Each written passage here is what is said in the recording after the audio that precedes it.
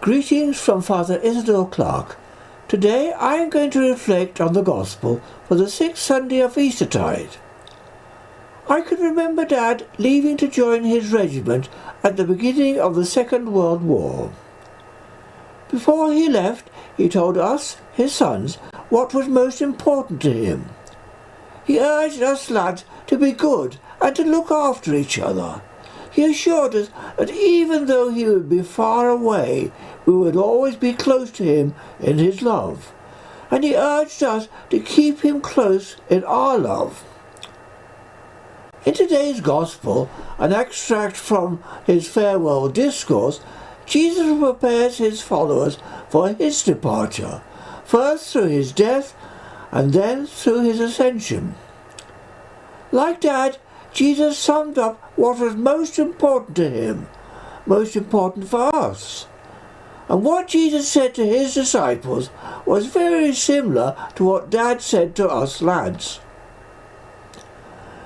Before his departure, Jesus wanted to do two things: to reassure us that he would still be with us, and in a few words to sum up the heart of his teaching. Let's take a brief look at Christ's final will and testament to us, his followers. Far from abandoning us, Jesus would remain with us through his love for us, ours for him. This idea is familiar to us. Couples who have to part for a time reassure each other that they will remain close in each other's love. The miles separating them will not undermine their love. They promise to remain faithful to their love. That's precisely what Christ does here. He reassures us that he will remain with us through his love for us, ours for him. This makes great sense for my twin brother Peter and me. Though separated by the Atlantic, we are still very close in so many wonderful ways. And like Dad going off to war or the couple about to part, Jesus goes further. He urges us to remain faithful in our love for him. That fidelity is shown by doing only what will please him, and avoiding anything that will undermine or even destroy our love. He knows our love will be tested by temptations to sin. Jesus then goes further to explain how we should love. He reminds us that our love for him must embrace all God's children. We can't really love the Father if we hate or harm any of his children. We can't claim to have a private love for God which excludes them. In his first letter, John goes so far as to say that if we can't love the people we can see, we won't be able to love the invisible God.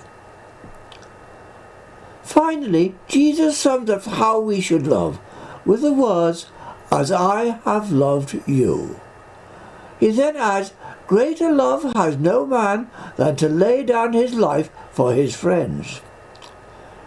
Jesus proved the depth of his love for us by giving his very life so that we could be happy with God. Christ's generous self-giving shows us how we should love God and each other. That involves lifelong generosity in loving and caring. Christ's final will and testimony is the gospel of love. Towards the end of his life, John sums up his understanding of God with the words, "God is love." If we are to remain in God, we must remain in love for God and each other. Love is the only way to real happiness and joy. Being a Christian is all about learning to love in the same way as Christ loves his Heavenly Father and each one of us. The gospel of love should bring out the very best in us and lead to the fullness of life with God. Being a Christian certainly shouldn't make us miserable, frustrated and guilt-ridden.